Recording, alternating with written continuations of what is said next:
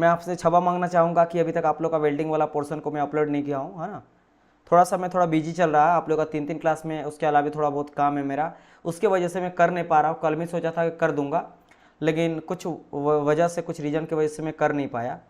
तो मेरा उम्मीद है कि आज मैं आप लोग का ज़रूर सारा का सारा मैं कर दूंगा। चलिए दुर्गेश शर्मा, गुड इवनिंग। चलिए 30 बच्चे लाइव आ चुके हैं, तो अब हम लोग क्लास को स्टार्ट कर सकते हैं, ठीक है। चलो, तो हम लोग कहाँ तक थे डियर? हम लोग वेल्डिंग पढ़ रहे थे, है ना। हम लोग वेल्डिंग पढ़ रहे थे, मैंने आपको समझाया वेल्डिंग क्या होता है, जॉइनिंग प्रोसेस होता है, राइट, जिसमें हम लोग हीट एंड प्रेशर का यूज करके, हीट एंड प्रेशर के एप्लीकेशन का यूज़ करके हम लोग वेल्डिंग करते हैं।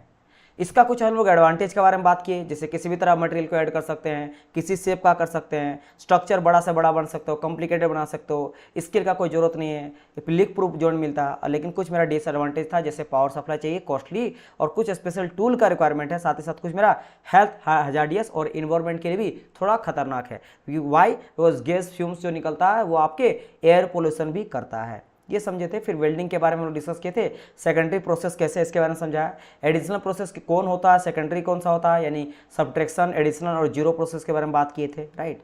फिर मैंने बहुत अच्छा खासा क्लासिफिकेशन के बारे में समझाया था।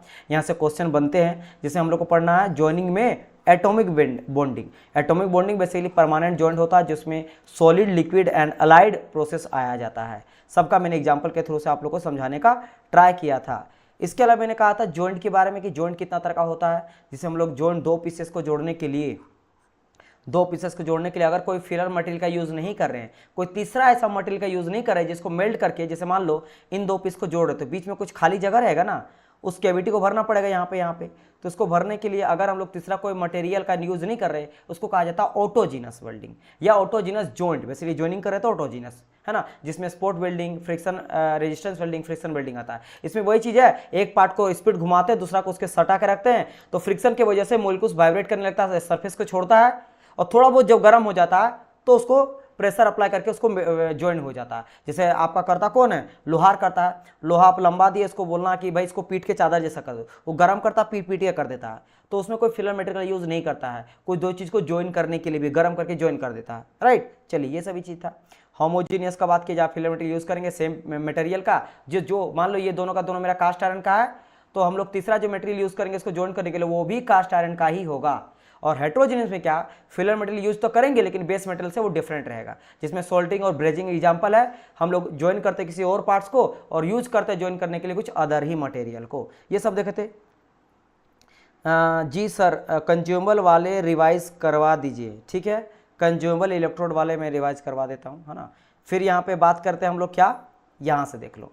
फिर मैंने आर्क वेल्डिंग के बारे में डिस्कस करता हूँ। बस देखो, जो मैं करता हूँ ना, ये आप लोग को भी टेक्निक समझना है, मतलब सीखना है। क्या टेक्निक? ये नहीं कि सर रिवीजन कर रहे हैं ना, कैसे कुछ स्टूडेंट का मुझे आया था कि सर रिवीजन करने के लिए ना कभी कभी मुझे 2 दिन लग जाता है एक सब्जेक्ट का। क्यों 2 दिन लगता है भाई? मेरा देखो 2 घंटा का क्लास को मैं 2 मिनट में कैसे रिवीजन करवा देता हूँ, है ना। अभी बात कितना हुआ, 1 मिनट में करवा दिया कुछ, और 1 मिनट में, क्योंकि बात भी आप लोग से कर रहा हूँ। तो इसी तरह आप लोग को फर्स्ट रिवीजन करना है। फिर मैंने कहा आर्क वेल्डिंग। आर्क वेल्डिंग किसका पार्ट था? मैंने कहा था लिक्विड वेल्डिंग के, जिसको हम लोग फ्यूजन कहते हैं, क्योंकि दोनों पार्ट मेल्ट होकर फ्यूज कर जाता है। इसमें मेरा जाता है इलेक्ट्रिक वेल्डिंग में आर्क वेल्डिंग, जिसमें बहुत सारा टाइप आ जाएगा, MIG, MIG, TIG, है ना, SW, PAW, ASW, ये सभी आ जाता है। तो इसके बारे में डिस्कस किए थे कि क्या होता है आर्क वेल्डिंग। आर्क वेल्डिंग मैंने कहा था 2 इलेक्ट्रोड रहता है, एक मेरा नेगेटिव इलेक्ट्रोड रहता है, एक मेरा पॉजिटिव इलेक्ट्रोड रहता है। पॉजिटिव इलेक्ट्रोड को हम लोग हमेशा, मतलब पॉजिटिव को नहीं, एक को बेस मटेरियल कहते हैं और एक को इलेक्ट्रोड कहते हैं, जहां से मुझे इलेक्ट्रॉन को ट्रांसफर किया जाता है और जहां पे आपको मैक्सिमम हीट मिलता है। ये मैं आगे चलकर समझाऊंगा, आज बताऊंगा। पॉजिटिव जो भी रहेगा उसमें आपको मैक्सिमम हीट मिलता है, जितना भी हीट रहता है 2.3 ऑफ हीट इसमें आपको देखने को मिलता है। क्या होता है आगे चलो डिस्कस करेंगे। तो पॉजिटिव नेगेटिव 2 टर्मिनल रहता है, यानी कि 2 इलेक्ट्रोड रहता है। एक नेगेटिव होता है जिसको कैथोड कहेंगे, एक पॉजिटिव होता है जिसको हम लोग एनोड कहते हैं। अब होता क्या, बीच में हम लोग सर्किट पाथ कर लेते हैं, क्रिएट कर देते हैं, करंट जोड़ देते हैं, तो नेगेटिव टर्मिनल से इधर आता है और फिर पॉजिटिव टर्मिनल को जोड़ा जाता है। होता क्या है कि जब आप सर्किट जोड़ते हो तो पहले इलेक्ट्रोड को इस तरह टच करके रब करते हैं, ड्रैग करते हैं, जिसकी वजह से क्या होता है, कुछ इलेक्ट्रॉन यहाँ से शॉर्ट सर्किट की वजह से इलेक्ट्रॉन इनिशिएट होता है, निकलता है। अब वो इलेक्ट्रॉन जो निकला उसके बाद वो आता है चार्ज पार्टिकल, यहाँ बीच में एयर गैप रहता है, वो एयर गैप से टकराता है, एयर से टकरा के और एक इलेक्ट्रॉन और एक मेरा आयंस बना देता है। तो वो जो इलेक्ट्रॉन है वो इलेक्ट्रॉन आके अब आता है क्या, अपने जो काइनेटिक एनर्जी है उसके साथ आता है और आके इस सरफेस में इलेक्ट्रोड बेस मटेरियल से टकराता है और काइनेटिक एनर्जी हीट एनर्जी में कन्वर्ट हो जाता है और इसको मेल्ट कर देता है। और जो पॉजिटिव आयंस है ये घूम के भाई पॉजिटिव और पॉजिटिव तो पॉजिटिव अट्रैक्ट नहीं करेगा भाई, सेम पोल आपस में थोड़ा ना अट्रैक्ट करता है, different type of pole attract करता है, जैसे मेल और फीमेल। कभी सुने कि मेल मेल फीमेल अट्रैक्ट करता है? चलो वह बात की बात, आप बोलेंगे सर आज के टाइम पे सब पॉसिबल है, वो नहीं बात कर रहा हूँ, जो जनरली देखा जाता है ना। तो क्या होता है, पॉजिटिव नेगेटिव की ओर भागेगा, तो पॉजिटिव आयंस फिर नेगेटिव यानी कि इलेक्ट्रोड की ओर जाता है, और जितना इलेक्ट्रोड जाएगा उतना हीट प्रोड्यूस करेगा, उतना हीट प्रोड्यूस करेगा, उतना इलेक्ट्रॉन उस सरफेस से छोड़ेगा, और सरफेस से छोड़ता उसको कहा जाता है थर्मियोनिक इमिशन, जिसकी वजह से इलेक्ट्रॉन सरफेस को छोड़ता है गर्म होने पे। तो ये सब चीज को यहाँ लिखा दिया गया है। इलेक्ट्रॉन मेरा इमिट होता है, नेगेटिव टर्मिनल में जाता है ना, और पॉजिटिव के द्वारा अट्रैक्ट किया जाता है। फिर इलेक्ट्रॉन जो आपका कंसिस्ट होता है काइनेटिक एनर्जी के साथ, जो स्ट्राइक करता है एयर पार्टिकल को, और वो मेरा ब्रेकडाउन होता है इलेक्ट्रॉन और आयंस में। जो इलेक्ट्रॉन है वो फिर पॉजिटिव में आ जाता है और आके हीट एनर्जी उसको मेल्ट कर देता है, और जो पॉजिटिव आयन है फिर से रिटर्न जाता है ऊपर इलेक्ट्रोड की ओर नेगेटिव को, और वहाँ हीट प्रोड्यूस करता है। जितना हीट उतना मोर और मोर इलेक्ट्रॉन प्रोड्यूस करेगा, और वो आके फिर से एयर गैप में टकराएगा और नेगेटिव इलेक्ट्रॉन बनाएगा, और उस तरह से हीट आपका प्रोड्यूस होते रहता है। और इनिशियली हम लोग क्या करते हैं, शॉर्ट सर्किटिंग करते हैं, ये हमको मैंने समझाया था। इसके बाद मैंने कहा था जो आयनाइज एयर होता है उसको हम लोग प्लाज्मा कहते हैं। जो लुमिनस इलेक्ट्रिक आर्क, यही आर्क बनाता है चमकदार, जो जलते रहता है, और इसका टेम्परेचर बहुत ज़्यादा होता है, कितना होता है 7 डिग्री सेल्सियस के आसपास होता है। और इलेक्ट्रॉन जो होता है, इलेक्ट्रॉन दो तरह का होता है, एक होता है मेरा प्राइमरी इलेक्ट्रॉन, एक सेकेंडरी इलेक्ट्रॉन। प्राइमरी इलेक्ट्रॉन तो इलेक्ट्रॉन की कहते हैं जो नेगेटिव रहता है ना, और जो सेकेंडरी इलेक्ट्रॉन है ये आपका आयनाइज एयर है, ये जो आपका पॉजिटिव लिया है ना आयनाइज एयर, इसको हम लोग सेकेंडरी इलेक्ट्रॉन कहते हैं। और इन्हीं दोनों के द्वारा इलेक्ट्रिसिटी यानी करंट को कैरी किया जाता है ड्यूरिंग दी वेल्डिंग प्रोसेस। इन्हीं दो इलेक्ट्रॉन के द्वारा पूरा का पूरा करंट को सप्लाई किया जाता है, कैरी किया जाता है। फिर मैंने कहा था कि टंगस्टन रहे, W for tungsten, C for carbon. अगर मैं इलेक्ट्रोड, ये जो इलेक्ट्रोड है ये इलेक्ट्रोड, ये अगर कार्बन का बना रहेगा या फिर टंगस्टन का, है ना, टंगस्टन का बना रहेगा, तो उस केस में हम लोग क्या करेंगे, पूरा का पूरा जो करंट सप्लाई किया जाता है वो किसके द्वारा किया जाता है, प्राइमरी इलेक्ट्रॉन, सिर्फ और सिर्फ इलेक्ट्रॉन के द्वारा। इसमें पॉजिटिव आयन नहीं होता है। अब आप बोलेंगे क्यों, क्योंकि ये मेरा नॉन कंज्यूमेबल होता है, ये पिघलता नहीं है। तो इससे क्या होता है, कम से कम मेरा जो है ना वो पॉजिटिव आयन यहाँ से निकलता है, सिर्फ और सिर्फ इलेक्ट्रॉन निकलता है। और इसको आगे चलकर हम लोग और समझेंगे कि क्या होता है आपका consumer electron, non consumer electron. और जो मेरा आपका कंज्यूमर इलेक्ट्रोड होता है उससे, जैसे आपका कॉपर हो गया, एल्युमिनियम, ये खुद हीट से मेल्ट होने लगता है। जैसे दो पीस को अगर आप जोड़ रहे हो, इनके बीच में गैप है, तो खुद अगर आप एल्युमिनियम यूज करोगे इलेक्ट्रोड के तौर पे, तो खुद मेल्ट होकर इसमें आके गिर जाएगा और ये ज्वाइन कर जाएगा। उस केस में क्या होता है कि मेरा सेकेंडरी इलेक्ट्रॉन जो होता है वो मोस्ट ऑफ द करंट को कैरी करता है। सेकेंडरी इलेक्ट्रॉन मतलब आयंस ज़्यादा उससे मेरा बनता है, राइट। ये सभी चीज़ों के बारे में अभी हम लोग डिस्कस करेंगे। कंज्यूमर के बारे में रसी, अब टेंशन ना लो, इतना हम लोग देख लिए थे, क्लियर। चलिए अब बढ़ते हैं आगे।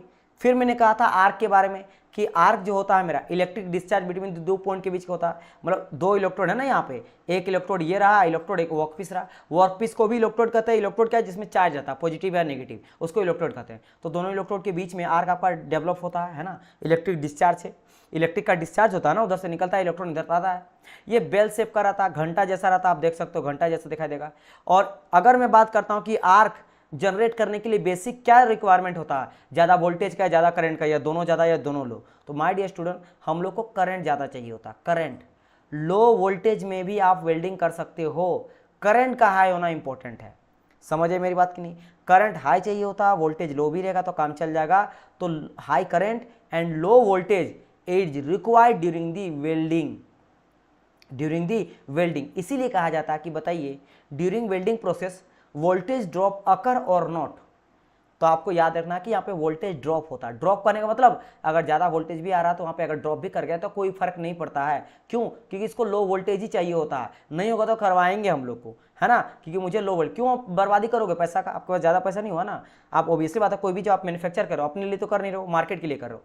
जितना जल्दी जितना कम कॉस्ट में होगा, इंजीनियर का काम है अच्छा से अच्छा मार्केट लोगों तक पहुंचाना कम से कम कॉस्ट पे, ताकि हर वो इंसान यूज कर सके। बिकॉज कॉस्टली का बात वो नहीं होता। आप क्या चाहते हो कि रईस आदमी यूज करे। मान लो सपोज करो कोई ऐसा आप बना ले, कोई वेल्डिंग से कोई मशीन, और उसका कीमत इतना हो गया कि हर कोई इंसान खरीद नहीं पा रहा। मान लो वेल्डिंग के थ्रू मान लो कोई ऐसा चीज बाइक बन रहा है, साइकिल बन रहा है। अब वेल्डिंग इतना प्रोसेस आपका हेवी जिसके थ्रू बन रहा है कि उस कॉस्ट का भाग गया 15,000, 20,000, 50,000 बाइसाइकिल का कीमत। कौन खरीदेगा भाई। आप चाहते हो सेवा करना चाहते हो ना, सब तो वही चाहता है, या फिर मार्केट भी अगर बिजनेसमैन की तरह भी सोचोगे तो आप सोचोगे हर कोई यूज़ करे, तो आप चाहते हो कम से कम, तो आप हाई वोल्टेज नहीं लो वोल्टेज ही लेके चलोगे, क्योंकि इसका रिक्वायरमेंट ही होता है लो वोल्टेज, करंट ज़्यादा हाई चाहिए ताकि मेल्ट करना है उसको ना, उसे इलेक्ट्रॉन को वहाँ से हटाना है, ठीक है। करंट ज़्यादा क्यों चाहिए, क्योंकि वहाँ से इलेक्ट्रॉन को मुझे रिमूव कर रहा हूँ सरफेस से, जितना हाई करंट रहेगा उतना ज़्यादा सरफेस गर्म होगा और वो मेरा निकलेगा, लेकिन वोल्टेज का ज़्यादा रिक्वायरमेंट नहीं पड़ता है, तो लो वोल्टेज से भी काम कर जाता है, इसीलिए वोल्टेज ड्रॉप होता है ड्यूरिंग दी वेल्डिंग। अब इतना अगर आप समझ गए तो ना बात करते हैं हम लोग किसके बारे में, स्ट्रक्चर ऑफ आर्क के बारे में डिस्कस करते हैं। किसके बारे में डिस्कस करेंगे, स्ट्रक्चर ऑफ आर्क। आर्क बोले तो वही वाला जिसको प्लाज्मा बोलेगा, कभी एयर गैप बोलेगा, है ना, ये सब का सब आर्क ही होता है। ये वाला पार्ट कहाँ से बात बोली होता है बताइए, तो मैं बात कर रहा हूँ इस वाले सेक्शन में जो बीच में है ना, जहां आपका इलेक्ट्रॉन आके एयर से टकराता है और एक इलेक्ट्रॉन और आयंस में कन्वर्ट हो जाता है, इसलिए फिर से पॉजिटिव आयन ऊपर जाता है और फिर इलेक्ट्रॉन आता है, ढेर सारा electron, more and more electron आता है, क्योंकि एक तो इलेक्ट्रॉन आपका निकल रहा किससे, इलेक्ट्रोड से, ऊपर से एयर से टकरा के और इलेक्ट्रॉन बन गया, तो खूब इलेक्ट्रॉन, समझ आया, इसलिए वो ज्यादा मेल्ट करता है आपके बेस मटेरियल को। तो याद रखना, इसीलिए मैंने कहा था आपको कि इलेक्ट्रोड में या बेस मेटल में कहाँ आपको ज्यादा हीट देखने को मिलेगा, तो इलेक्ट्रोड बेस मेटल नहीं कहना, पॉजिटिव और नेगेटिव इलेक्ट्रॉन में बोलना, तो ज्यादा आपको पॉजिटिव इलेक्ट्रोड में ज्यादा हीट देखने को मिलता है, मोर हीट। क्यों, क्योंकि जो इलेक्ट्रॉन होता है वो मेरा नेगेटिव होता है और नेगेटिव से पॉजिटिव की ओर इलेक्ट्रॉन आता है, तो जितना ज्यादा इलेक्ट्रॉन आएगा उतना ज्यादा kinetic energy potential kinetic energy heat energy में कन्वर्ट होगा और उतना मेल्ट करेगा। तो हमेशा देखना जो भी पॉजिटिव होगा, हो सकता है इस बार बेस मेटल पॉजिटिव है, अगला बार हम लोग इलेक्ट्रॉन को पॉजिटिव बोल देंगे, तो जो भी पॉजिटिव होगा वहां ज्यादा आपको देखने को मिलेगा हीट। मैं एग्जांपल के तौर पे थोड़ा आगे बता दे रहा हूं ताकि समझ आएगा इसको, आप देख सकते हो इस बारे में। तो यहाँ पे इलेक्ट्रोड है, इलेक्ट्रोड को नेगेटिव लिया गया, ठीक है, अच्छी बात है। इस बार वर्कशॉप को लिया गया पॉजिटिव, तो यहाँ देख सकते हो यहाँ पे मोर हीट लिखा गया, देखो यहाँ से टोटल हीट, तो देखो 2/3 हीट आपको देखने को मिला कहाँ पे, वर्कशॉप में। अब यहाँ जब सेकंड वाला में, सेकंड में क्या देखो इलेक्ट्रोड है, इलेक्ट्रोड को पॉजिटिव ले गया, अब यहाँ पे टोटल हीट 2/3 यहाँ पे ज्यादा इलेक्ट्रोड में हो गया, इस बार ज्यादा वर्कशॉप में।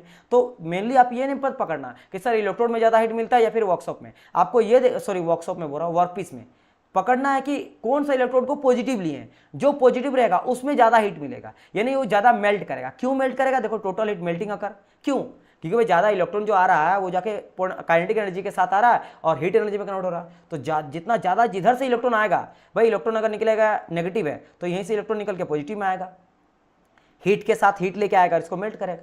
इधर से इधर जा रहा है मेरा इलेक्ट्रॉन, क्योंकि इस बार इसको नेगेटिव ले लिया वर्कपीस को, तो जाके इस बार इलेक्ट्रोड को मेल्ट करेगा, राइट। सर प्लीज इसका पीडीएफ अपलोड अभी तक नहीं हुआ है, प्लीज अपलोड, ठीक है। AK Pandey, I am so sorry, मैं आपको पहले बताया था कि मेरा कुछ पर्सनल रीजन की वजह से मैं पढ़ाने के बाद बिल्कुल टाइम नहीं मिल पा रहा था सिस्टम में बैठने का, तो आपको पक्का कल मिल जाएगा, ये श्योर है ना, ये मैं आपको श्योर बोल रहा हूँ। मैं कल ही कर देता, मैं आप लोगों को कल रात को बोला भी था कि पीडीएफ मैं तुरंत कर दूंगा, लेकिन कुछ हो गया इमरजेंसी जिसकी वजह से मैं कर नहीं पाया, लेकिन मैं ये आज कल आपको ये शिकायत नहीं दूंगा आपको बोलने का, मैं 100% कर दूंगा। चलिए आगे बढ़ते हैं, नाउ स्ट्रक्चर का बात करते हैं। देखो आपसे ये बोला जाता है, पहली बात इसका क्वेश्चन क्या रहता है कि जो आर्क मेरा बनता है, जो हम लोग बनाते हैं स्ट्रक्चर करते हैं, ये कितना भाग में डिवाइड करा गया, कितना भाग में डिवाइड रहता है।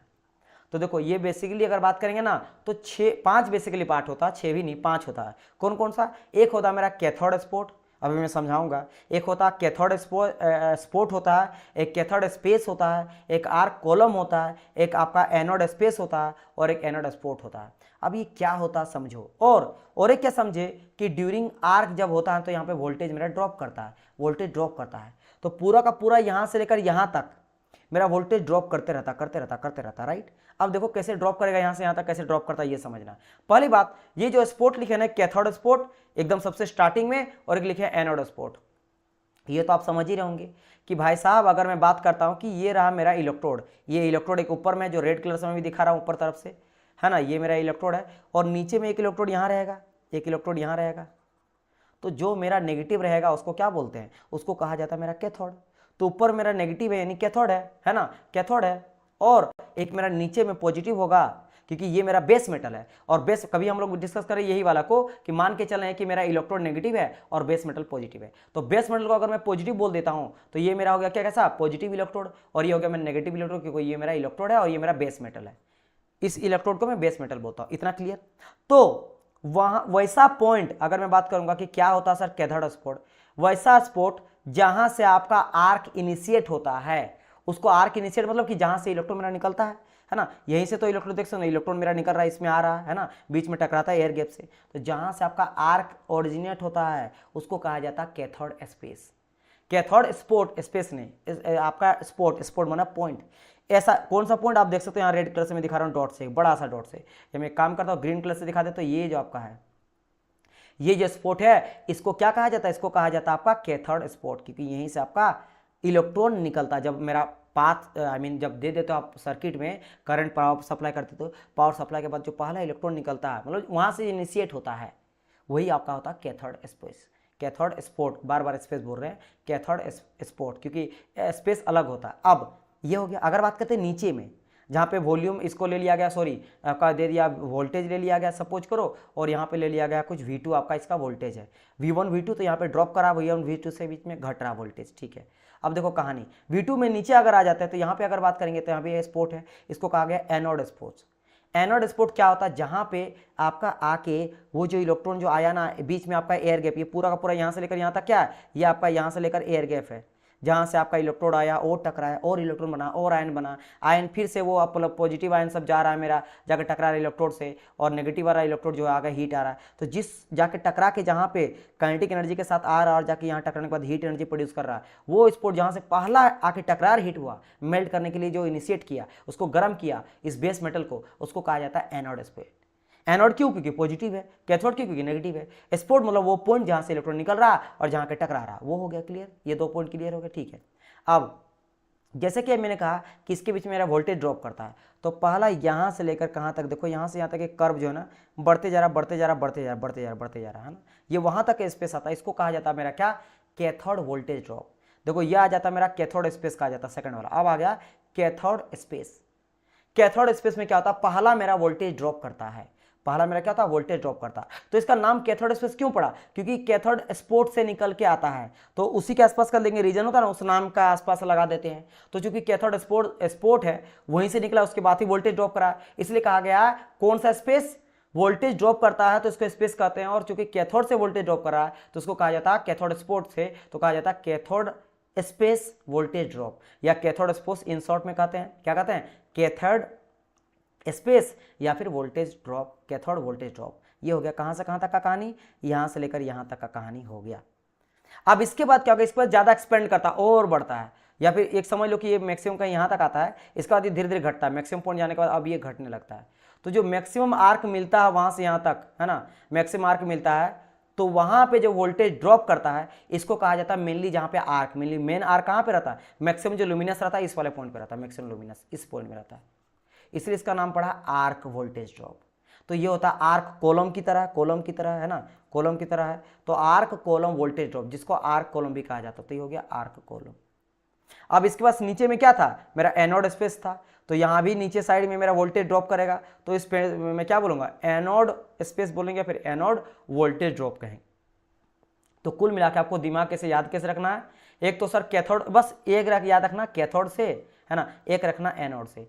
एनोड आपका स्पोर्ट हो गया है ना, कैथोड भी स्पोर्ट हो गया, नीचे में ये जस्ट इसके ऊपर में स्पेस रहेगा, उसके भी जस्ट नीचे में स्पेस रहेगा, ये कैथोड स्पेस, और बीच में एक आर्क वाला आ जाएगा, बस एक बीच में आ क्या आएगा, एक आर्क आ गया, दैट्स इट, खत्म। एनोड कैथोड स्पोर्ट से निकला, स्पेस आया, कैथोड पे निकला, स्पोर्ट से निकला, स्पेस पे गया, बीच में एक आर्क कॉलम है, ये वाला चीज बस खत्म हो गया।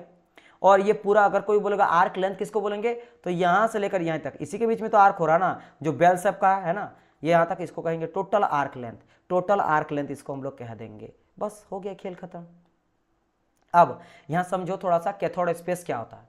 तो अगर मैं क्या करूंगा, इस सेक्शन को, इलेक्ट्रोड को, ये तो इलेक्ट्रोड ही में रहा ना, और इलेक्ट्रोड से ही एक पॉइंट है, अगर मैं बोलूंगा कैथोड स्पेस कहां पे है, तो आप बोलेंगे सर इस पॉइंट में, देखो यहाँ पे एरो करके दिखा रहा हूँ, इस पॉइंट पे है ना, इस पॉइंट में जो सर्कुलर करके मैं एरो से दिखा रहा हूँ, इस पॉइंट पे, इस पॉइंट को अगर मैं बड़ा कर देता हूँ, इस पॉइंट को मैं अगर बड़ा कर देता हूँ, तो इलेक्ट्रोड का ही पार्ट है, तो इलेक्ट्रोड में बड़ा कर देता हूँ, आखिर कैथोड स्पेस कहाँ मिलता है, तो ये ना चेंज होते रहता है, कभी देखो ये इस पॉइंट पे, एक पॉइंट पे, कभी दूसरा पॉइंट पे, कभी तीसरा पॉइंट पे, कभी चौथा पॉइंट पे, 1 2 3 4, ये अपना चेंज करते रहता है। तो जरूरी नहीं कि कैथोड स्पेस एक ही स्पेस पे होगा, कहीं भी हो सकता है जहां से इलेक्ट्रॉन मेरा इनिशिएट हो रहा निकल रहा है। उसी तरह अगर बात करेंगे एनोड स्पेस, ये भी कहीं भी हो सकता है, तो ये चेंज होते रहता है, इसी को कहा जाता है कैथोड स्पेस और एनोड स्पेस, जहां से आर्क इनिशिएट होता है और जहां पे हीट इनिशिएट करता है, यानी इसको मेल्ट करना स्टार्ट करता है। जो कि हीट एनर्जी आता है, जो क्योंकि इलेक्ट्रॉन जो आता है अपने साथ काइनेटिक एनर्जी लेके आता है और आके टकराता है। तो ये रहा क्या स्ट्रक्चर, और यहाँ रहा आपको देखने को मिला वोल्टेज ड्रॉप कैसे कैसे ये करता है। उम्मीद करता हूँ कि ये चीज़ आप समझ गए होंगे। नाउ अब बढ़ते आगे। अब तो टोटल वोल्टेज अगर कहा जाए ड्रॉप कितना किया, तो एक बार क्या किया, एक बार क्या कैथोड स्पेस से, है ना, क्योंकि कैथोड स्पोर्ट जो है वहां से निकल रहा है, और उसके बाद जस्ट था कैथोड स्पेस, यहाँ वोल्टेज ड्रॉप किया, जिसको हम लोग को दर्शाते हैं कैथोड स्पेस से, किसको दर्शाता है WC। ये क्या है, ये अब V4 है वोल्टेज, और ये आपका ड्रॉप है ना, C4 कैथोड। ये क्या है मेरा V4 वोल्टेज हो गया, C4 कैथोड। कैथोड के टाइम में वोल्टेज ड्रॉप जो किया, डेल्टी क्या चेंज दिखा रहा है, चेंज हो रहा है, यानी कि V2 माइनस V1 दिखा रहा है, एक तरह समझ सकते हो, है ना, चेंज दिखा रहा है। तो ये रहा, तो ये हो गया मेरा VC, और ये क्या हो गया VC हो गया, और V किसको दिखा रहा है, change in delta V। Delta V बता रहा है आर्क वोल्टेज को, आर्क वोल्टेज को या फिर आर्क कॉलम को, और लास्ट आ जाएगा क्या एनोड वोल्टेज ड्रॉप, यानी एनोड स्पेस, इसको VA से दिखा देंगे। तो इन सबको मिला के कहा जाता है टोटल वोल्टेज ड्रॉप। क्या कहा जाता है, टोटल वोल्टेज ड्रॉप। अच्छा, अगर कोई बोले पावर, कि ठीक है सर इतना वोल्टेज हुआ, अगर कोई बोलेगा इस वेल्डिंग करने के लिए मेरा पावर का कितना जरूरत पड़ा, तो आपको पता है पावर का डेफिनेशन क्या होता है कि वोल्टेज इंटू करंट, है ना। वो क्या जानते हैं, P equal to power equal to voltage into current. तो जो टोटल वोल्टेज यहाँ पे निकाला उसको आप यहाँ वैल्यू कोट करो, डेल्टा V। टोटल V समझ लो, डेल्टा V किसके किससे मिलकर बना है, ये डेल्टा VC से बना है, प्लस डेल्टा V से बना है, और प्लस डेल्टा A से बना, VA से बना। इन सबको मिला के डेल्टा V इंटू जितना करंट आ रहा है, और ये करंट तो मेरा क्या हाई है ना, और बाकी यहाँ पे तो लो करा गया है ना, इनिशियली हाई था लेकिन इसको लो करा गया, इसलिए तो कहा जाता है ना कि ड्यूरिंग वोल्टेज के टाइम पे मेरा वोल्टेज ड्रॉप करता है। तो ये रहा टोटल वोल्टेज, यहाँ से पावर आप निकाल सकते हो। ये दिया रहेगा आपको कि भाई यहाँ पे देखो, मान लो क्वेश्चन अगर आता है एग्जाम में, तो इस तरह बोलेगा कि कैथोड स्पेस में वोल्टेज इतना ड्रॉप हो रहा है ना, आर्क कॉलम में इतना वोल्टेज ड्रॉप हो रहा है, इसमें इतना वोल्टेज और करंट सप्लाई इतना किया जा रहा है, तो कैलकुलेट दी पावर, तो आप निकाल लो, है ना, निकाल लो। अच्छा ठीक है, अब यहाँ पे समझना एक फॉर्मूला यूज किया जाता है, वो फॉर्मूला क्या होता है वोल्टेज ड्रॉप का, ये जो वोल्टेज ड्रॉप है डेल्टा V निकालने का, डेल्टा V निकालने का, और इन शॉर्ट V निकालने का, इसको VB कहा जाता है। V निकालने का वो क्या होता है A plus B into L होता है। अब ये L क्या होता है, L होता है मेरा आर्क लेंथ। ये जो टोटल आर्क लेंथ होता है ना, यहाँ से लेकर यहाँ तक का लेंथ, इसको आर्क लेंथ कहते हैं। ये आर्क लेंथ को इंटू करना पड़ता है A प्लस B के साथ। अब बोलेंगे सर AB क्या, these are constant, these are constant, जो डिपेंड करता है मटेरियल पे, को सारा फैक्टर पे, जो आपके एग्जाम में गिवन रहेगा, दिया हुआ रहेगा। सर इसमें कौन सा ट्रांसफार्मर यूज होगा, देखो यहाँ पे ट्रांसफार्मर का बात नहीं है, आप कुछ भी यूज करो, डिपेंड आपको करना है। देखो ये देखो, आप जैसे आपने करा सर कौन सा ट्रांसफार्मर, स्टेप अप या स्टेप डाउन, कुछ भी यूज करो, आपको करंट हाई चाहिए, दैट्स इट। आपको ये करना क्या है कि आपको करंट हाई चाहिए, क्योंकि हाई वोल्टेज तो यूज ही नहीं करना आपको, है ना। तो कोई अगर स्टेप अप ट्रांसफार्मर का यूज करता है ना, ये स्टेप डाउन का भी करता है, तो कोई फर्क नहीं है, क्योंकि हाई भी देगा तो इसको तो कम कर ही देगा, है ना। समझे मेरी बात कि नहीं, ये चीज़ का ध्यान रखना है, राइट। तो वैसे भी अभी देखो, अभी आपने जैसे ट्रांसफार्मर का बात करा, अभी हम लोग डिस्कस करेंगे कि क्या AC करंट से वेल्डिंग कर सकते हैं। अगर कर सकते हैं तो क्यों करते क्यों हैं, और अगर नहीं करते तो क्यों नहीं करते हैं। करते हैं तो लिमिटेड है, क्योंकि बेस्ट माना जाता है DC करंट को, समझ लो। तो यहाँ पे जो है मेनली DC को मेनली माना जाता है, अल्टरनेटिव करंट अभी बहुत सारी चीज़ों के बारे डिस्कस करेंगे, अभी जो रिलेवेंट रहेगा जरूर बताऊंगा। अच्छा यहाँ सर AB कहाँ से आया, किस डेरिवेशन से आया, this is not important for you, क्या फ़ायदा पढ़ के जो आपसे जहाँ से कोई मतलब ही नहीं है, बस ये चीज़ ध्यान रखना। हाँ जब लगेगा उस तरह का क्वेश्चन में पेपर लिखा हूँ प्रीवियस ईयर का, आया नहीं है तो मैं बता के कोई फ़ायदा नहीं है, जब लगेगा ना आएगा तो ऑटोमेटिक बना दूंगा। तो यहाँ से अच्छा ठीक है, यहाँ से ध्यान देना, यहाँ से बस एक चीज़ समझने वाला है कि मैंने कहा वोल्टेज ड्रॉप इक्वल टू, ये क्या वोल्टेज ड्रॉप है is equal to A plus B into L, और ये L तो मेरा क्या आर्क लेंथ है। तो अगर यहाँ पे मेरा L जो है आर्क लेंथ बढ़ेगा, कोई अगर बोलेगा सर जी, अगर मैं जैसे बोला था ना एक स्टूडेंट कि सर आर्क लेंथ मान लो इस तरह रख रहे, अगर आर्क लेंथ बढ़ा दिए तो क्या होगा, हाँ तो क्या होगा, तो मैं डायरेक्ट तो बोलने से नहीं समझ आता, थ्योरेटिकली देख लो, मैथमेटिकली होगा क्या, जब आप आर्क लेंथ को बढ़ाते हो तो voltage drop will be increase. तो वोल्टेज ड्रॉप जो होता है ना वो मेरा क्या होता है, बढ़ जाता है। वोल्टेज ड्रॉप बढ़ जाता है, मतलब क्या होता है मेरा वोल्टेज ड्रॉप बढ़ा, माने वोल्टेज ड्रॉप समझ रहे हो, वोल्टेज घटता है ना वो मेरा और बढ़ जाता है, ज़्यादा घट जाता है ये जितना आर्क लेंथ, इसीलिए आर्क लेंथ हम लोग मिनिमम लेके चलते हैं। इतना भी ज़्यादा आप नहीं ले सकते हो कि सर बहुत बरिबल का खिचड़ी जैसा दूर कर देंगे, फिर उतना भी दूर नहीं होगा कि इनिशिएट ही नहीं कर पाएगा, उतना कम लेके चलते हैं, मतलब वाइस वर्सा, ये दिखा गया। सिमिलरली अगर मैं वोल्टेज आर्क लेंथ को घटाऊंगा तो वोल्टेज मेरा घटने लगेगा, ज़्यादा वोल्टेज चाहिए होगा, ठीक है। तो उससे क्या होता है, मेल्ट भी किया जा सकता है। तो ये सभी चीज़ों का यहाँ पे ध्यान आपको देखना चाहिए। सर जब इलेक्ट्रॉन इमिट होता है तो एयर का टेम्परेचर कैसे बढ़ जाता है? Due to high friction afford by air collision with the air molecule. हाँ, ये तो आंसर दे ही दिया है ना, ठीक है। देखो होता क्या, मैं इसके बारे में बताता हूँ आपको। जैसे अमित का क्वेश्चन था, जब इलेक्ट्रॉन आपके इमिट होता है और एयर के, देखो समझो मेरी बात, होता क्या डियर, देखो अगर मैं बात करूँ सॉलिड में, लिक्विड में और गैस में, तो क्या होता है, गैस में तो बहुत ही दूर दूर रहता है आपके मॉलिक्यूल्स, लिक्विड में थोड़ा थोड़ा दूर रहता है। और जो आपका सॉलिड होता है, जैसे मैं बात करूंगा, मैं समझ लो स्टील, देखो ना स्टील में अगर मैं कुछ चीज़ को मारता हूँ, जैसे मारता हूँ, टन से आवाज़ करता है, जैसे हो ना कोई चीज़ में टन, ये क्या है, क्योंकि सॉलिड में क्या था ना, इलेक्ट्रॉन जो रहता है, मॉलिक्यूल जो होता है, वो बस वाइब्रेट करता है, वाइब्रेट करता है, वाइब्रेट करता है। तो जब इसमें पावर सप्लाई दिया जाता है ना, तो वो और हीट होता है और वो सरफेस को छोड़ने लगता है और अपने साथ काइनेटिक एनर्जी लेके आता है। क्या लेके आता है? Kinetic energy. और आप लोग को मैं थर्मोडायनेमिक्स पहले पढ़ा चुका हूँ, इसीलिए कि kinetic energy directly proportional to temperature. तो जैसे जिस काइनेटिक एनर्जी के साथ आएगा और एयर पार्टिकल को आकर टकराएगा, जितनी जोर से वो डिफ्यूजन करेगा, आकर टकराता है, तो फ्रिक्शन आपस में होता है, रिपल्सन होता है, अट्रैक्शन होता है, तो काइनेटिक एनर्जी बढ़ता है। काइनेटिक एनर्जी बढ़ता है तो क्या होता है कि एयर के गैस का टेम्परेचर मेरा बढ़ने लगता है और वो इलेक्ट्रॉन और प्रोड्यूस करता है। इधर से इलेक्ट्रॉन तो आ ही रहा था फुल चार्ज के साथ, शॉर्ट सर्किट की वजह से हम लोग शॉर्ट सर्किट कराए थे, तो वो करंट, एक काइनेटिक एनर्जी, एक वोल्टेज, एक करंट, एक पावर, एक हीट भी लेके आ रहा था। और ये क्या हुआ, आयंस में कन्वर्ट हो गया और ये पॉजिटिव आयन क्या कर रहा ना, और ज्यादा, बहुत ज्यादा आयन बन जाता है पॉजिटिव आयन, वो जाके टकराता है इलेक्ट्रोड में और गर्म हो जाता है और वहां से इलेक्ट्रॉन निकलता है, तो वो सब आता है और वहां पे आके टकराता है। और ये सब चीज इतने छोटा जगह में ही होता है। इसी छोटा जगह में इलेक्ट्रॉन आया, आके आयंस बनाया, इलेक्ट्रॉन बनाया और आके काइनेटिक एनर्जी के साथ हीट को मेल्ट किया, फिर ये आयंस गया पॉजिटिव आयन, पॉजिटिव आयन तो आ नहीं रहा, नेगेटिव आयन आ रहा है ना। तो ये सब कहानी यहाँ पे देखने को मिलता है। चलो वो बात करते हैं, हम लोग यहाँ तक देख लिए थे, यहाँ तक देख लिए थे, ओके ये समझ गए। तो यहाँ पे वोल्टेज ड्रॉप अगर बोले कि कैसे निकलेगा आपका डियर स्टूडेंट, तो वोल्टेज ड्रॉप आपका हो जाएगा क्या, V1 माइनस V2 है ना, V1 माइनस V2 जो चेंज हो रहा है, V1 माइनस V2 जो चेंज हो रहा है। तो यहाँ पे बस वही चीज़ को मेंशन कर दिया गया है कि V2 अगर क्या होगा, घटेगा।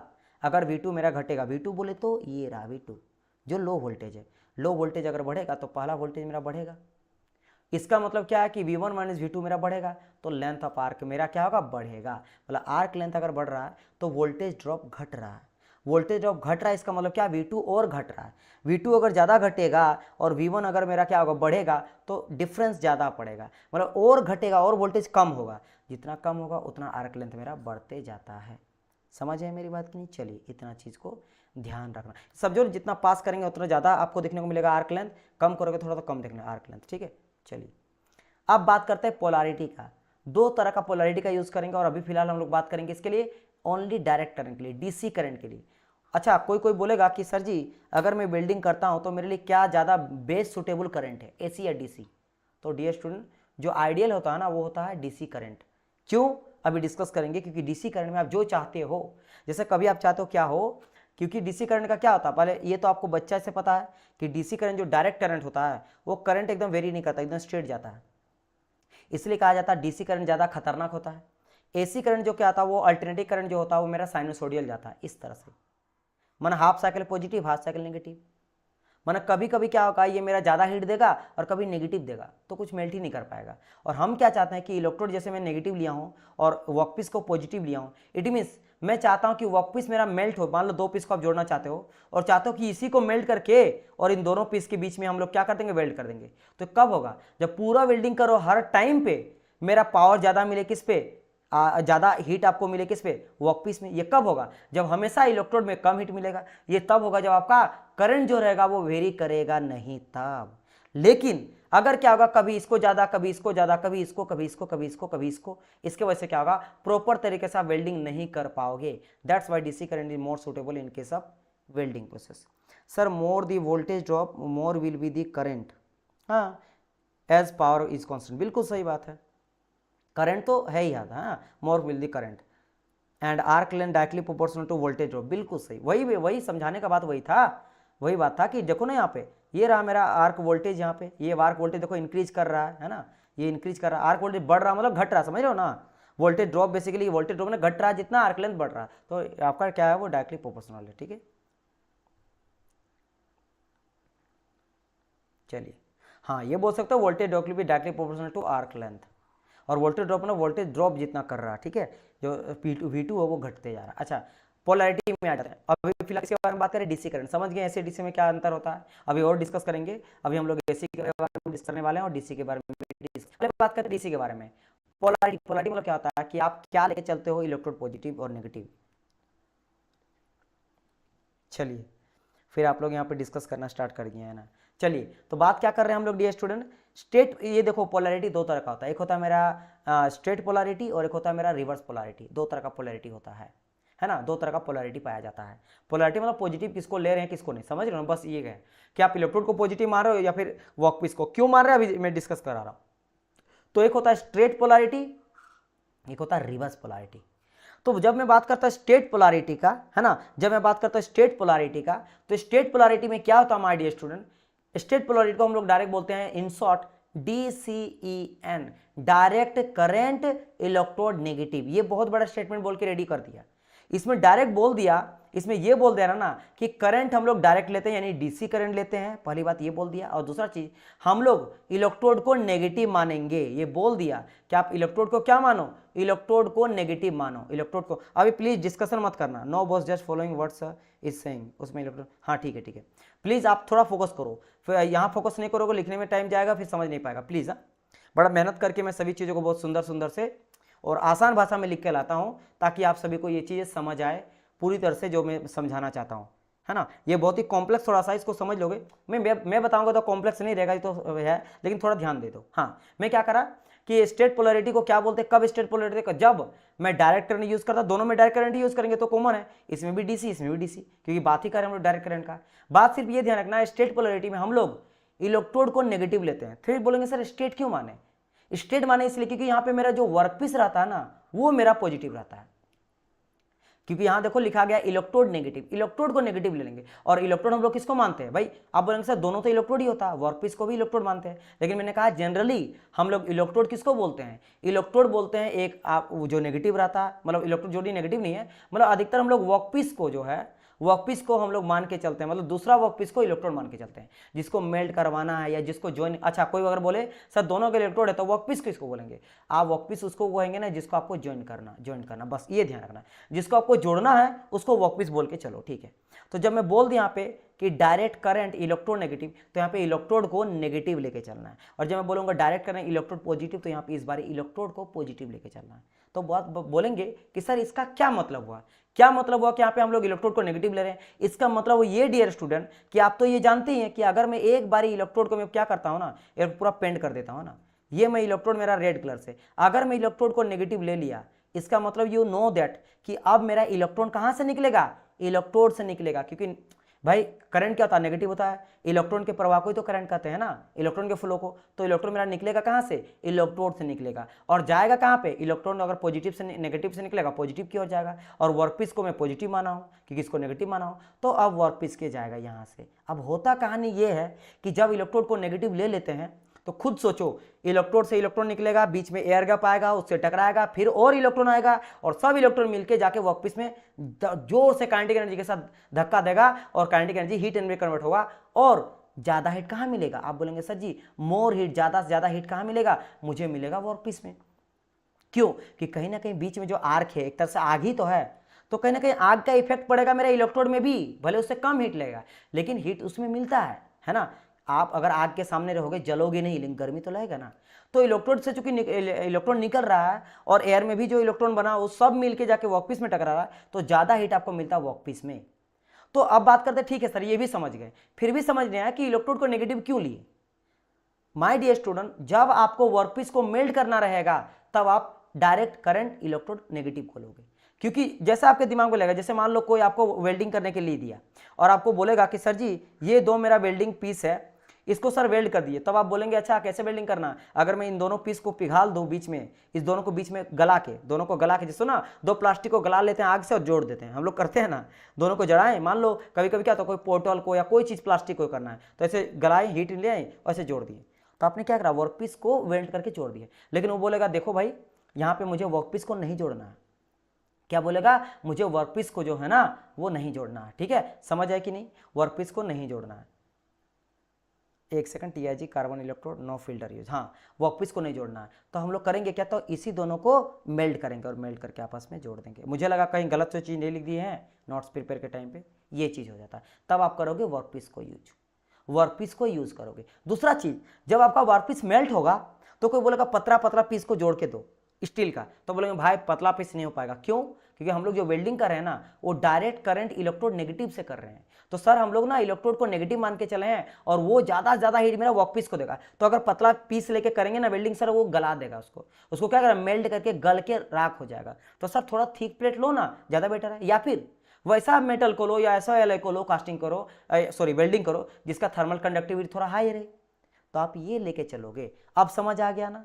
अब देखो यहाँ पे बात करते हैं कंज्यूमर का। सो यहाँ पे क्या मेरा इलेक्ट्रोड जो है वो मेरा मेल्ट हो रहा है, नहीं ना। मेल्ट मेरा क्या हो रहा है, वर्कपीस, क्योंकि वर्कपीस में ज्यादा हीट आ रहा है, तो मेरा मेल्ट क्या रहा, वर्कपीस हो रहा है। तो मुझे इस बारी जोड़ने के लिए क्या, अगर मान लो इसको मैं दो पीस में बांट देता हूँ, ये मेरा पहला वर्कपीस है और ये दूसरा पीस है, सीट है, और बीच में मान लो ब्लैक कलर से समझ लो ये मेरा वेल्ड पूल बना और यहाँ पे जुड़ गया। तो इस बार हम लोग क्या किए, इसको ही मेल्ट किए हैं।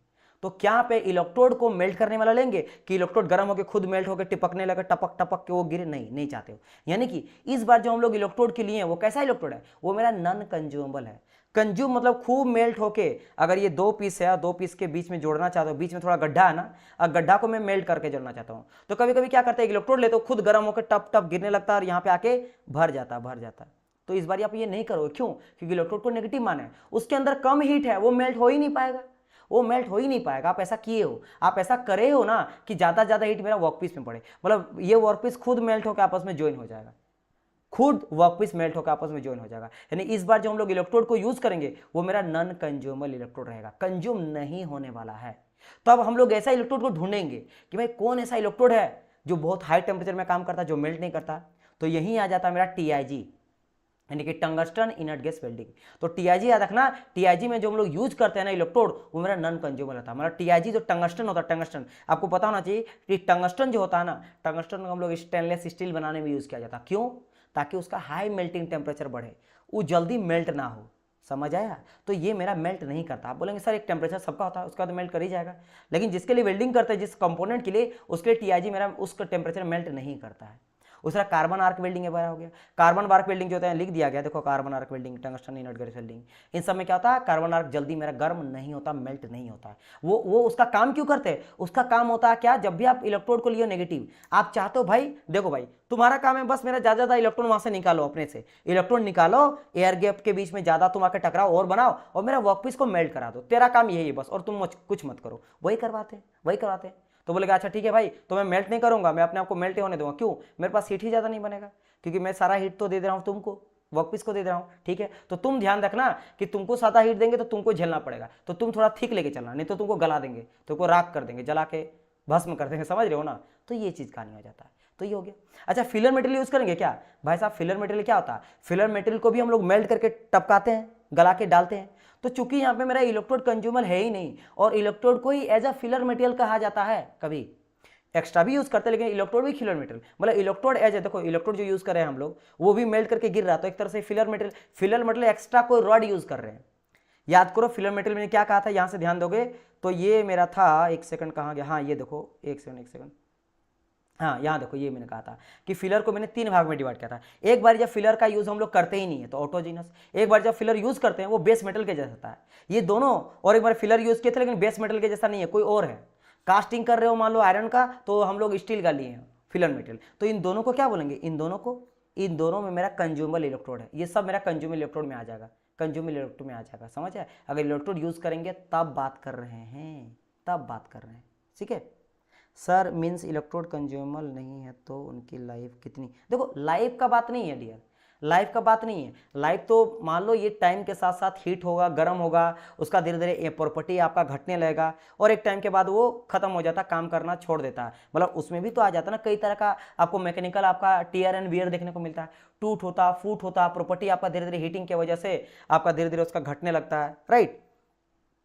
कोरोजन वगैरह हो सकता है। अगर ऐसा हो रहा है इन्वायरमेंट के साथ ऑक्साइड लेयर इस तरह बना सकता है, मान लो एल्यूमिनियम का इलेक्ट्रोड यूज़ कर रहे हो तो वो क्या होता है, एल्यूमिनियम जो आप खरीदो चीज़ें वो पहले चमकीला होता है, एक टाइम के बाद क्या होता है ऑक्साइड का लेयर ऑक्सीजन से रिएक्शन करके काला पड़ जाता है, मतलब चमक जो है खत्म हो जाता है, तब उसका यूज़ नहीं करेंगे, उस तरह का चीज़ है। तो लाइफ का बात नहीं है मेन इंपॉर्टेंट, लाइफ का बात नहीं इंपॉर्टेंट ये है कि आप करवाना क्या चाहते हो। जब आपको करना है ऐसा है कि आप दो तीन चीज़ ध्यान रखना, जब मुझे वर्कपीस को मेल्ट करवाना है और जब मुझे मोटा मोटा वेल्डिंग करना है तब हम लोग यूज करेंगे इलेक्ट्रोड को। इलेक्ट्रोड का काम रहेगा सिर्फ इलेक्ट्रोड से ज्यादा प्रोड्यूस करके मेरा मोटा वर्कपीस को मेल्ट करना, क्योंकि समझो आपने बहुत ही थिक मोटा वर्कपीस को मेल्ट करना है, बहुत ही थिक मोटा वर्कपीस को यहाँ पे मेल्ट करना, आई मीन ज्वाइन करना, वेल्ड करना। लेकिन यहाँ पे आप फिलर मटेरियल भी यूज नहीं कर रहे हो, कोई दूसरा चीज को मेल्ट करके डाल भी नहीं रहे हो, तो इसी को पिघाल के ज्वाइन करना, तो ऑब्वियसली बात है ज्यादा हीट का रिक्वायरमेंट पड़ेगा। तब आप क्या करोगे, इलेक्ट्रोड को नेगेटिव लेके चलोगे, कैथोड लेके चलोगे, राइट, ये कहानी है। और उस समय पे ना तो फिलर मटेरियल यूज करोगे ना इलेक्ट्रोड यूज करोगे, वो मेरा नॉन कंज्यूमेबल रहेगा। जैसे एग्जांपल मैंने यहाँ पे कहा दिया वेल्डिंग प्रोसेस का, टीआईजी और आपका सीएजी, ये वेल्डिंग प्रोसेस है जहाँ पे इस तरह देखा जाता है। अब बात करते हैं रिवर्स पोलैरिटी का। रिवर्स पोलैरिटी मतलब क्या कि इस बार जो मेरा वर्कपीस है जो मेन है उसको हम लोग घुमा दिए, उसको बेचारा को नेगेटिव बना दिए हैं। तो देखो इस बार वर्कपीस को हम लोग नेगेटिव बना, इसे कहा जाता है डायरेक्ट करंट इलेक्ट्रोड पॉजिटिव। इस बार हम लोग पॉजिटिव इलेक्ट्रोड ले लिए, मतलब इलेक्ट्रोड को पॉजिटिव मान लिए, प्लस मान लिए, एनोड बना दिए। तो जब मेरा एनोड बन गया, एनोड बना पॉजिटिव, और यू नो दैट कि जो करंट होता है वो नेगेटिव से पॉजिटिव की ओर सप्लाई होता है। भाई याद रखना हमेशा इलेक्ट्रिसिटी नेगेटिव से पॉजिटिव की ओर जाता है। तो इस बार नेगेटिव कौन बन गया, मेरा वर्कपीस बन गया। तो सारा का सारा जो मेरा करंट इसके बीच में अगर मैं पूरा सर्किट वगैरह जोड़ दूंगा तो नेगेटिव तो मेरा ये है, यहाँ से इलेक्ट्रॉन जैसे मेरा सर्किट जुड़ेगा मेरा वर्कपीस गर्म होगा, सर्किट गर्म होगा, और गर्म होकर मेरा इलेक्ट्रॉन जो होगा ना वर्कपीस से छूटेगा, छूट के कहाँ जाएगा, इलेक्ट्रोड की ओर जाएगा, इलेक्ट्रोड की ओर जाएगा, क्यों नेगेटिव है ना, सॉरी आई मीन मेरा पॉजिटिव है, ये नेगेटिव है, तो नेगेटिव से पॉजिटिव की ओर जाएगा, बहुत जाएगा, और जाएगा बीच में एयर गैप आएगा, आयनाइज होगा, आर्क बनेगा, और ज़्यादा हीट उसी को देते रहेगा, यानी इलेक्ट्रोड को इस बार मेल्ट कर देगा।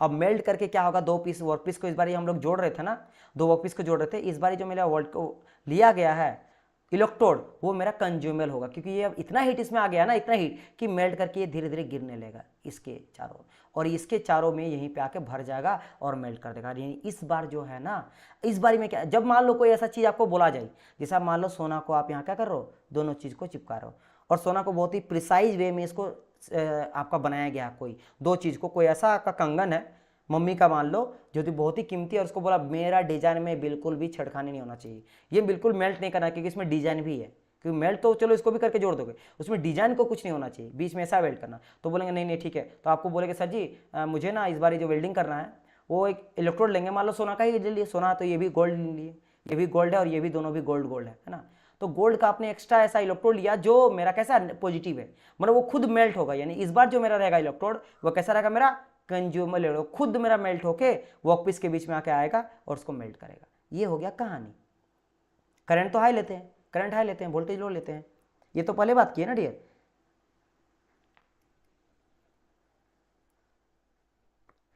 राजेंद्र समझे ना, करंट हम लोग हमेशा हाई लेंगे, वोल्टेज लो लेंगे, है ना, करंट हाई लेंगे, वोल्टेज लो लेंगे यहाँ पे, राइट। और यहाँ पे कौन सा करंट लेंगे, अगर करंट हाई भी लेंगे तो बात करें डीसी करंट का, नॉट एसी करंट का। चाहे दिए रेखा कि शुरू में बोल रहा हूँ डायरेक्ट करंट, यहाँ भी बोल रहा हूँ डायरेक्ट करंट। जब इतना आप समझ गए ना भाई, तो आप देखो ये तो समझ गए कंज्यूमर इलेक्ट्रोड, और मैंने कहा था कि इलेक्ट्रोड कंज्यूम हो रहा तो इसको हम लोग फिलर की तरह भी बिहेव करते हैं। तो अब जो मेरा इलेक्ट्रोड होगा ना, ये काम कैसा करा, फिलर की तरह काम करा, फिलर रड, क्योंकि एक्स्ट्रा रड है जो इलेक्ट्रोड, मतलब देखो अब जो है अब क्या करेगा, ये मेरा मेल्ट होकर गिरने लगेगा, तो फिलर रड की तरह काम कर रहा है। अच्छा और मैं कुछ समझाता हूँ कि जब मेरा इलेक्ट्रोड को मैं ले लेता हूँ नेगेटिव, तो बताइए इसका काम क्या है, इसका काम होता है मेरा इलेक्ट्रोड ज्यादा ज्यादा इमिट करना।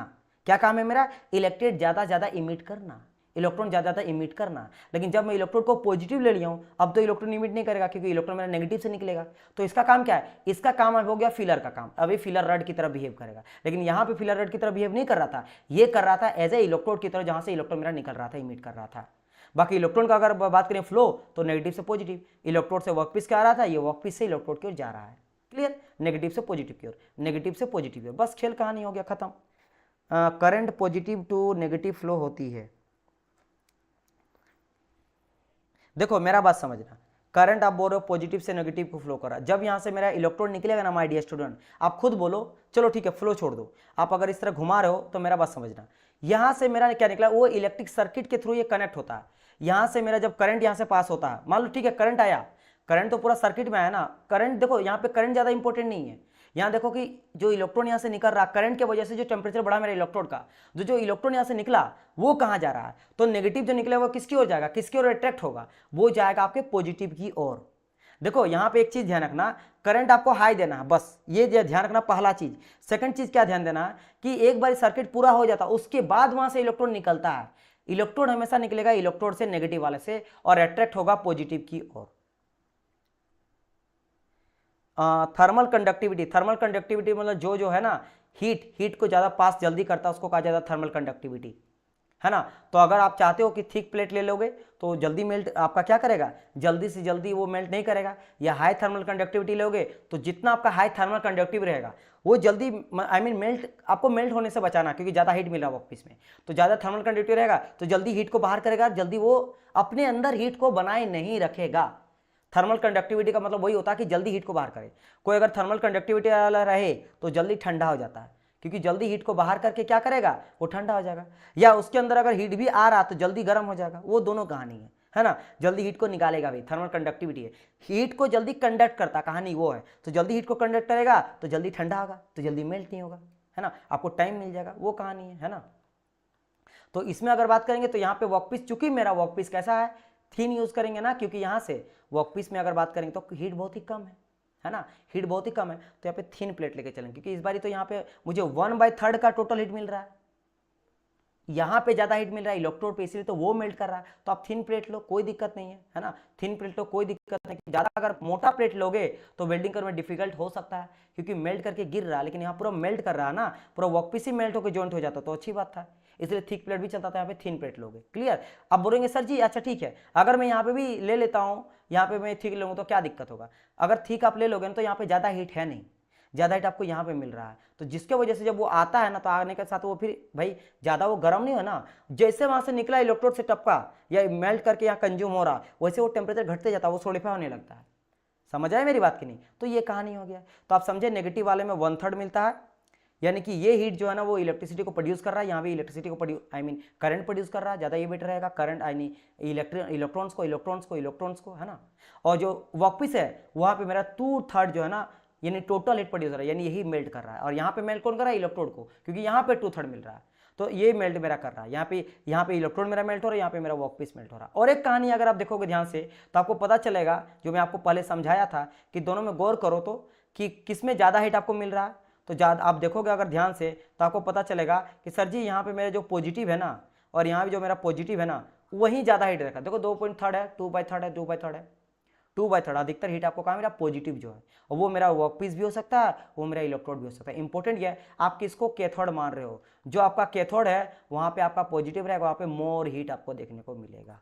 क्लियर, ये कहानी हो गई। चलिए तो अब बात करेंगे सर जी, अब जब ने कहा कि कंज्यूमर इलेक्ट्रोड होगा, जो कंज्यूम होगा, इसमें जैसे आपका MIG हो जाता है एग्जांपल, SW हो जाता है, SW हो जाता है, ये सब का सब हम लोग क्या ले, सबमर्ज आर्क वेल्डिंग हो गया आपका। अगर बात करेंगे TIG होगा, टंगस्टन तो यहाँ हो गया। अगर मैं बात करूँगा MIG का, है ना, मेटल इनर गैस वेल्डिंग का, है ना, सबमर्ज आर्क वेल्डिंग का, इन सब में क्या देखा जाता है कि जो मेरा इलेक्ट्रोड होता है वो आपका कंज्यूम करने लगता है, एज ए इलेक्ट्रोड की तरह बिहेव करता है इलेक्ट्रोड, है ना। चलिए फिलर रड की तरह बिहेव करता है इलेक्ट्रोड, वो मैं कहना था। इतना वक्त समझ गए। इसके बाद बढ़ते हैं इसी में से और एक टॉपिक। देखो सेम चीज़ को यहाँ लिख दिया गया जो यहाँ पे है, state polarity direct current electronegative. तो state polarity direct current electronegative, और जाता क्या, reverse polarity direct current electronegative. तो यहाँ पे देख सकते हो डायरेक्ट करंट रिवर्स आपका जो है डायरेक्ट करंट इलेक्ट्रो पॉजिटिव। ये अब देखो होता क्या है, मैंने जस्ट अभी कहा कि जो मेरा डायरेक्ट करंट इलेक्ट्रोनेगेटिव होता है, तो इलेक्ट्रोनेगेटिव के इलेक्ट्रोड तो नेगेटिव होता है, तो ज़्यादा हीट कहाँ मिलता है मुझे, वर्कपीस में मिलता है। तो ज़्यादा अगर वर्कपीस यहाँ पे मिल रहा है तो आप किस तरह का प्लेट लोगे, और प्लेट में किस तरह का वेल्ड आपका बन के रेडी होगा। तो वेल्ड जो होगा ना वो डीप होगा, deep deep deep deep, but narrow पतला होगा, नेरो पतला होगा, ठीक है। डीप डीप क्यों होगा, क्योंकि यहाँ पे हम लोग थिक मेटल यूज़ करें, थिक। तो अगर ज़्यादा डीप भी होगा ना तो कोई दिक्कत नहीं, क्योंकि बहुत ही मोटा लेके चले हैं। तो यहाँ पे हम लोग वेल्ड जो है ना वो डीप लेते हैं और नेरो लेते हैं, पतला रहते हैं। पतला क्यों, क्योंकि हाई करंट जो है ना, ज़्यादा हीट आपको यहाँ पे मिल रहा है तो ज़्यादा डीप वो कर देता है। और ठीक, क्यों? आपका डीप और नैरो हो गया, पतला सा आ जाता, क्लियर। लेकिन जब मैं बात करूंगा डायरेक्ट करंट इलेक्ट्रोपॉजिटिव का, यहाँ पे देखे थे कि पतला पतला थिन प्लेट लेंगे, तो थिन प्लेट में अगर मैं डीप कर दूंगा ना, तो भाई ये एकदम पतला पतला सीट लेके चले ना, ये बहुत ही देख सकते हो यहाँ से लेकर यहाँ तक का ये क्या चौड़ाई है, लेकिन ये देखो बहुत ही छोटा, मतलब पतला पतला सीट रहता है ना। अगर ये ज़्यादा आप पतला लेते हो और आप डीप करते हो तो हॉल कर देगा, दोनों को अलग अलग कर देगा, जो आप बिल्कुल नहीं चाहते हो। तो यहाँ पे क्या करते हैं हम लोग, डीप नहीं लेते, हम लोग कैसे लेते हैं, सेलो लेते हैं, हल्का लेते हैं। बट हाँ वाइड ले सकते हो, क्योंकि प्लेट रहता है ज़्यादा, ही ज़्यादा प्लेट जैसा रहता है, तो वाइड वाइड आप ज़्यादा कर सकते हो। ये हो गया क्या यूज किस तरह का, यहाँ पे वेल्ड देखने को मिलता है। अगर आप देखोगे कुछ इस तरह का जोड़ा गया दो पीस को, है ना, तो अगर प्लेट जैसा है तो प्लेट जैसा है तो आपको समझ में आ जाएगा कि ज़्यादा आपको थिक नजर आएगा, इस तरह से, एक सेकंड, ज़्यादा आपको थिक नजर आएगा।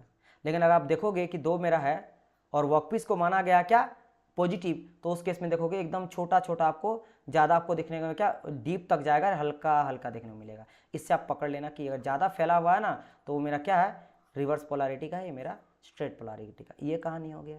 ठीक है, इतना आप चीज़ समझ गए होंगे। नाउ अब बताइए, यहाँ तक ऑल क्लियर है ना, यहाँ तक ऑल क्लियर है ना? अगर यहाँ तक ऑल क्लियर है तो मैं थोड़ा और बताने वाला हूँ।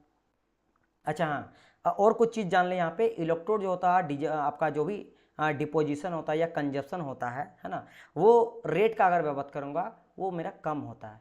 लेकिन यहाँ पे मेरा इलेक्ट्रोड डिपोजिशन और कंपोजिशन जो होता है ना रेट, वो बहुत ज़्यादा मेरा हाई होता है, बहुत ज़्यादा हाई होता है। क्यों हाई होता है सर, कंजप्शन हाई क्यों हो रहा है, कंजप्शन हाई क्यों हो रहा है? इलेक्ट्रोड डिपोजिशन, क्योंकि इलेक्ट्रोड मेरा खुद उसमें ज़्यादा हीट है तो कंजप्शन हाई होगा ही, एकदम लॉजिकल बात है ना।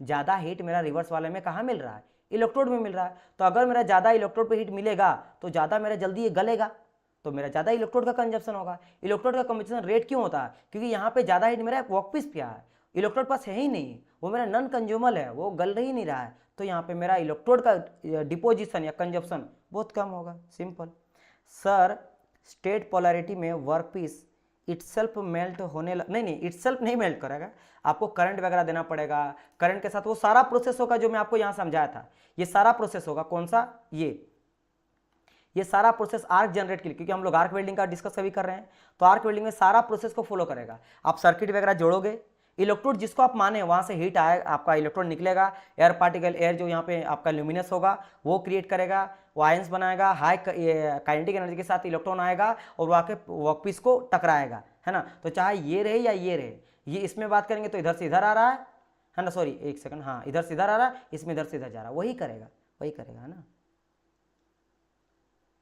हाँ, ड्यू टू आर्क की वजह से वो मेल्ट होगा, बिल्कुल सही बात है, ड्यू टू आर्क की वजह से वो मेरा मेल्ट करेगा। ठीक है, यस, अपने तो नहीं होता मेल्ट, लेकिन करंट आपको दोनों में देना पड़ेगा। लेकिन जैसे मैंने कहा ना, इसका फायदा ये है कि आपको किसको गलाना चाहता हो, आपका मन है, जैसे मैंने कहा कि मैं वर्कपीस को मेल्ट करना चाहती हूं, तो आप एक काम करो, इलेक्ट्रोड को नेगेटिव ले लो, है ना, वहां से ज्यादा करंट आएगा और वर्कपीस को मेल्ट कर देगा और जॉइंट हो जाएगा। इसमें भी सर्किट वगैरह पूरा करंट वगैरह सप्लाई आपको करना पड़ेगा, हाई करंट लो वोल्टेज। लेकिन यहाँ पे अगर आप चाहते हो कि वर्कपीस मुझे मेल्ट नहीं करना सर, बस आप कोई फिलर मटेरियल दो, वो गला के डाल दो, तो एक काम करो, इलेक्ट्रोड का पॉजिटिव ले लो, ऑटोमेटिकली आपका इलेक्ट्रोड यहाँ से यहाँ तक जाएगा, इलेक्ट्रॉन वो उसको मेल्ट करेगा और वो पे आके गिरेगा, तो कंज्यूमर इलेक्ट्रोड हो गया मेरा, ये नॉन कंज्यूमर हो गया। एग्जांपल आप देख लेना, इसमें फिलर रेड की तरह काम नहीं कर रहा है, यानी कि मेल्ट नहीं हो रहा, यहाँ मेल्ट हो रहा है, फिलर रेड की तरह बिहेव कर रहा है मेरे इलेक्ट्रोड, बस हो गया कहानी। ठीक है, then the width will decrease, क्या किसका विड्थ डिक्रीज हो जाएगा, फिर से आप मुझे बताना डियर, किसका आप बोले विड्थ डिक्रीज हो जाएगा, मुझे बताइए। हाँ, समझ गया आप क्या बोलना चाहे, कि ये अगर मैं थिकनेस यहाँ पे लेके चल सकता हूँ, ये अगर मैं लिया हूँ इतना थिकनेस, और मैं अगर इसी को मेल्ट कर रहा हूँ, तो थोड़ा बहुत ये गड्ढा जैसा हो ही जाएगा, है ना, समझिए मेरी बात की नहीं, तो वो होगा हाँ वर्कपीस का, बिल्कुल बिल्कुल सही बात है। वो थोड़ा सा आपको इस तरह का देखने, वी जैसा शेप का दिखेगा, वी जैसा कुछ वी जैसा देखने को मिलेगा, इस तरह से, है ना, इस तरह से आपको देखने को मिलेगा, थोड़ा सा वी जैसा तो आपको देखने को ही मिलेगा, कि कहीं ना कहीं वही वर्कपीस आके हो रहा है। क्लियर, चलिए ये कहानी मेरा हो गया, तो इतना समझ गए। अब देखो 1 घंटा तो हो गया है, तो अब मैं कल बात करता हूँ, है ना, कल हम लोग बात करेंगे एसी करंट के बारे में, मेनली आपका डीसी था। अच्छा, डीसी में क्या होता है ना, अगर मैं बात करता हूँ डीसी कितना बड़ा है, हाँ भाई बड़ा है ना, इसमें आर्क ब्लो भी देखने को मिलता है, बड़ा है, तो कल बात करेंगे एसी कलर उतना बेस्ट नहीं माना जाता वेल्डिंग के लिए, कल हम लोग देखेंगे बहुत अच्छी तरह से। देखो यहाँ पे ना आप बस पढ़ने के लिए मत आओ कि मुझे जॉब लेना है, आप सीखने के लिए आओ। मैकेनिकल का हर एक चीज़ कास्टिंग आप लाइफ में देखते हो कितना घर में चीज़ है जो कास्टिंग से बना हुआ होता है ना। वेल्डिंग आप देखो लाइफ में आपका देखने को मिलता है। थर्मोडायनामिक्स आप देखते हो, आरएसी जो आप पढ़े हो, आरएसी जो मैं पढ़ाने वाला हूँ आपको, आरएसी का refrigeration air conditioning. IC engine, आप बाइक आपके घर में है, आपके घर में एसी, आपके घर में फ्रिज है, आपको गर्मी लगता है, आपको ह्यूमिडिटी लगता है, ये सब जीवन का चीज़ है जो आपको लाइफ भर काम आएगा। आप कभी अपने बच्चे को बोल सकते हो कि भाई ह्यूमिडिटी पता क्यों हो रहा है, एसी पता कैसे काम करता है, फ्रिज में गर्म चीज़ मत रखना, दरवाजा मत खुला रखना, अगर गाड़ी है ना तो स्पीड मत चलाना, टू स्ट्रोक है, पेट्रोल फुल स्ट्रोक है, पेट्रोल इंजन में ये होता है, उसमें ये होता है, समझ लो। तो ये सभी चीज़ ना आपको लाइफ में हमेशा काम आने वाला चीज़ है। ये कोई इंटीग्रेशन डिफरेंशिएशन नहीं है कि कभी नहीं काम आएगा, ये आपको हमेशा लाइफ में काम होगा, जनरल लाइफ में। तो आप अगर वो इंटरेस्ट लेके पढ़ोगे ना, ये सोच के थोड़ा देर के लिए कि एग्जाम है मुझे पास करना है, अगर मैं नहीं प्रेशर की वजह से पढ़ोगे तो चीज़ें बहुत ही आपको लगेगा भाई सिलेबस है और पढ़ना है, अरे यार और है, अरे और टफ है, अरे भाई ये भी मुझे याद रखना। नहीं, वो सभी चीज़ को खत्म होके अगर आप सिर्फ ये फोकस करो कि चलो थोड़ा जानते हैं कि वेल्डिंग होता क्या है, और जेनुअन जो क्वेश्चन आता है वो पूछो कि सर अगर ऐसा होगा ऐसा होगा ऐसा होगा, हाँ क्या पता मैं भी कोई महात्मा तो हो नहीं, मैं जितना जानता हूँ वो बताऊंगा, नहीं अगर आएगा तो मैं आपको फिर देख के बताऊंगा। क्लियर, मेरा पॉइंट है एक टीचर का काम ये नहीं होता कि उसको सब पता है, टीचर का काम ये होता कि अगर उसको नहीं भी पता है ना तो अगले दिन जब कोई स्टूडेंट पूछे तो पढ़ के आके ऐसा बताए कि स्टूडेंट को समझ आ जाए। समझ आए मेरी बात की नहीं, क्योंकि ज्ञान कभी भी कोई अर्जित पूरी तरह से कर नहीं सकता, वो टाइम के साथ सीखते हुए चलता है। ठीक है, ये चीज़ है, वो काम है कि मैं जिस तरह बताऊं वो चीज़ समझ आ जाए। Sir better way to interfere with be से to for welding thicker workpiece use straight polarity. एक सेकंड, स्ट्रेट पोलैरिटी, हाँ ठीक है, use straight polarity and for the thin workpiece use reverse polarity. बिल्कुल सही, हाँ बिल्कुल सही, इलेक्ट्रोपॉजिटिव, हाँ बिल्कुल 100% सही है, एकदम 100% आप सही बोले हैं। देखो इससे आप कई तरह का क्वेश्चन बना सकते हो, मैंने कहा ना थिक के लिए, थिन के लिए, अच्छा कंज्यूमर इलेक्ट्रोड के लिए बना सकते हो क्वेश्चन, हीट कहाँ पे ज़्यादा मिल रहा है उसके लिए क्वेश्चन बना सकते हो, है ना। इसके अलावा बात करेंगे कि फिलर रड का यूज़ करें कि नहीं, वेल्डिंग टेक्निक का बात कर सकते हैं आप लोग। तो यहाँ से आपका 10-12 क्वेश्चन बना सकते हो सिर्फ इस पेज से। यहाँ से भी कुछ क्वेश्चन बन जाएगा, 3-4 क्वेश्चन बन जाएगा, यहाँ से भी क्वेश्चन बनेगा, यहाँ से क्वेश्चन बनेगा, यहाँ से क्वेश्चन बनेगा, हर जगह से आपका क्वेश्चन बनेगा। Sir timing of both classes will be remaining same like today. Yes yes yes, जैसा आज का क्लास है 6:30 एंड 10, ये आपका रेगुलर लगने वाला है। और मैं हर बार बोलता हूँ कि आप ये समझ के आओ कि मुझे सीखना है वेल्डिंग, थोड़ा जानते हैं। भाई आप मूवी देखते हो ना तो ये देखते हो ना कि यार मूवी से ना एग्जाम आएगा, मुझे तो देखना ही पड़ेगा। प्रभास या फिर कोई भी मान लो ऋतिक कैसे जो वो किया ना, मुझे जानना ही है, ये नहीं करते हो ना। सोचो चलो यार मजा आता, पूरा ध्यान लगा के देखते हो, कितना मजा आता है ना। भले वो एग्जाम नहीं पूछा फिर भी पूरा एकदम हर एक चीज को ध्यान रखते हो, बैक कर यार ये वहाँ पे क्या हुआ दिखा देखा, वो इस तरह से इंटरेस्ट लेके समझो। जब आप ऑटोमेटिक जब आप मान लो 10 दिन पढ़ोगे, वेल्डिंग कंप्लीट हो जाएगा 8-10 दिन में, है ना, तो ऑटोमेटिक अरे यार बहुत सारा चीज सीख गए। लेकिन आप उस तरह से समझोगे ना कि करना है करना। और मेरे क्लास में तो आपको कोई नोट्स बनाने की जरूरत है नहीं कि सारा नोट्स में बना के लाता हूँ, बस आपको पढ़ाई में ध्यान देना है। पीपीटी आपको पीडीएफ फॉर्म में मिल जाएगा, सारा हाईलाइट वगैरह हटा के ब्लैक एंड व्हाइट, तो उसका भी टेंशन नहीं है, बस आप पढ़ाई में ध्यान दो, दैट्स इट, है ना। चलिए, और अब मैं तो लाइव रहता हूँ ना, इसीलिए तो मैं आप 1000 बार क्वेश्चन पूछो, मैं 1000 बार बोलने के लिए रेडी हूँ, मैं 1000 बार बोलने के लिए रेडी हूँ, आपको समझाने के लिए रेडी हूँ। ठीक है, जिस तरीका से समझोगे वैसा समझाऊंगा, बस आपको समझ आना चाहिए, राइट। और अगर आप समझ गए, अच्छा समझ गए, हर एक चीज़ को समझ गए, तो एग्जाम क्यों नहीं निकलेगा। फिर टेस्ट लगाएंगे, टेस्ट में अच्छा करोगे तो अगर आप पढ़ समझ रहे हो, टेस्ट लगा रहे हो, तो ऑटोमेटिकली सब चीज़ सही हो गया, राइट। चलिए, तो मिलते हैं हम लोग कल, तब तक के लिए good bye and God bless you all, bye bye dear student, है ना। शुभ रात्रि सभी बच्चों को।